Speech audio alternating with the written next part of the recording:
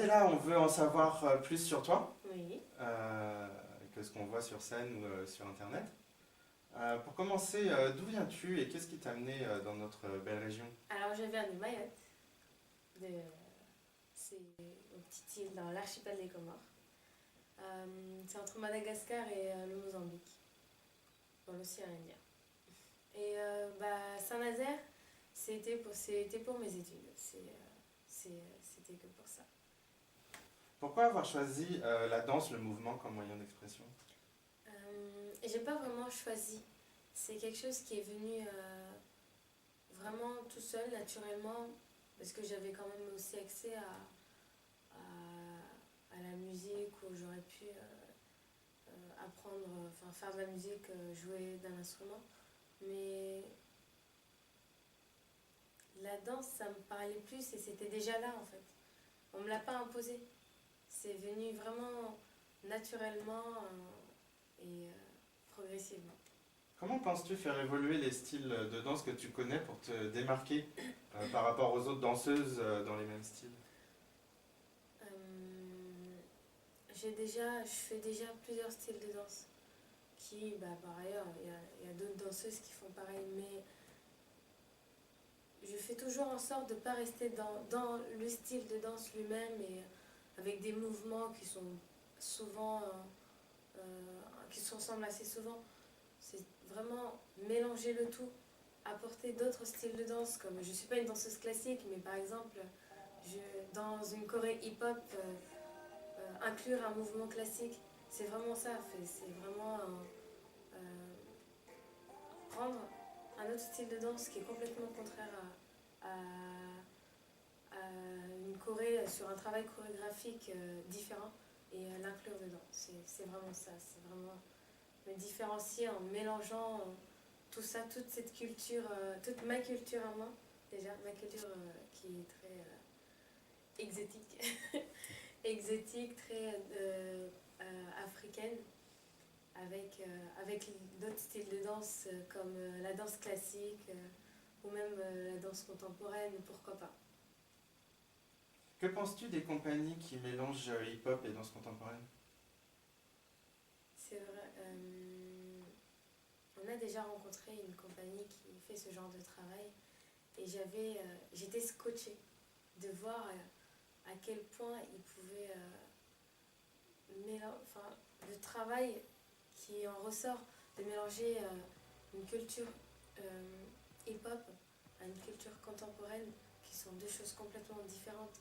C'est évidemment, c'est facile par exemple de mélanger la dancehall ou avec les danses africaines, mais mélanger hip-hop et contemporain, c'est vraiment un travail complexe qui est vraiment impressionnant, que je trouve vraiment impressionnant des danseurs qui font ce genre de travail. Pour par exemple un solo d'une minute trente, comment tu t'y prends en général pour le monter? En général, je choisis ma musique, la musique qui m'inspire, sur laquelle j'ai vraiment envie de danser. Quand je l'écoute, j'ai tout de suite plein d'idées qui me viennent dans la tête. Et ensuite, je m'amuse avec le rythme, les percussions, les paroles. Et c'est comme ça que je crée les chorés. Il t'est jamais arrivé de faire l'inverse? Si, mais plus sur le hip-hop. Sur le hip-hop, si, c'est déjà arrivé. Mais ça arrive pas souvent. C'est très... je suis plus sur, comme j'ai dit, choisir la musique et construire la choré dessus. T'arrive-t-il de rêver danse?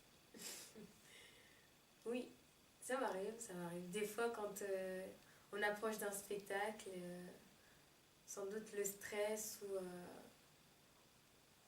ou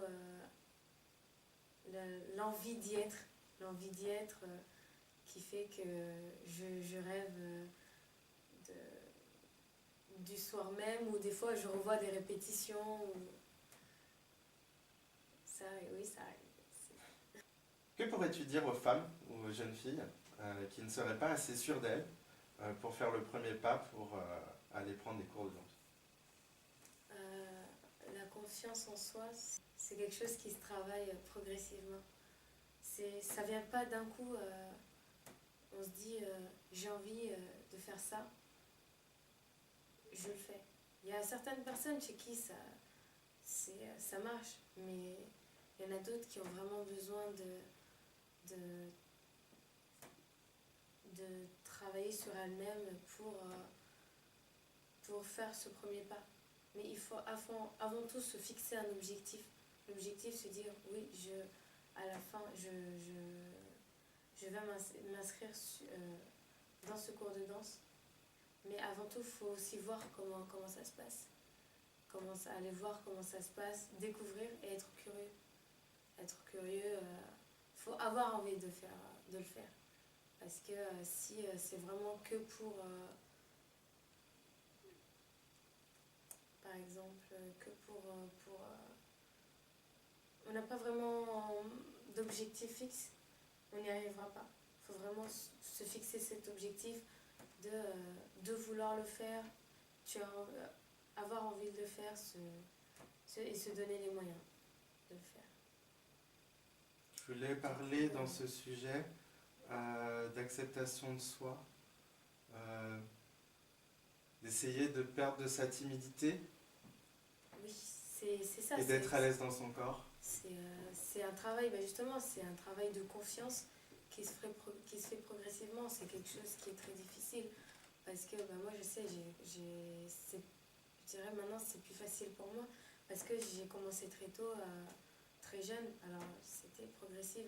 Mais il y a pour d'autres qui arrivent dans la vingtaine et qui ont vraiment envie de s'y mettre, mais qui n'ont pas forcément cette confiance. C'est quelque chose, faut savoir être patient. Il faut être patient et se fixer un objectif et avoir envie de le faire. Donc ça doit faire à peu près 2 ans que vous travaillez ensemble avec Alvin. Oui. Je voudrais savoir ce qui fait que ça fonctionne vraiment bien entre vous, sur scène et dans le travail. Avec Alvin, il y a déjà le partage de la même passion. On partage vraiment la même passion, c'est vraiment quelque chose qui est important.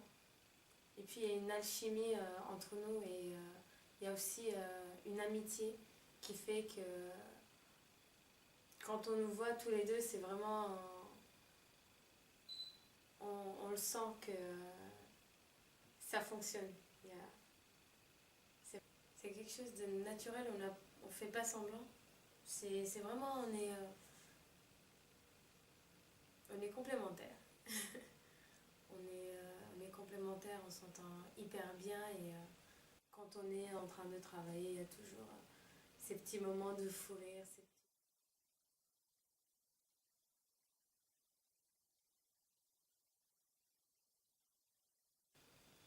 Alors, je vais te demander de regarder la caméra.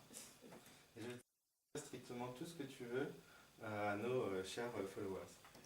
Moi, j'ai qu'une seule chose à dire, que je dis souvent à mon entourage et que je répète tout le temps. C'est que je ne danse pas pour les gens. Je partage ma passion avec vous quand je suis sur scène.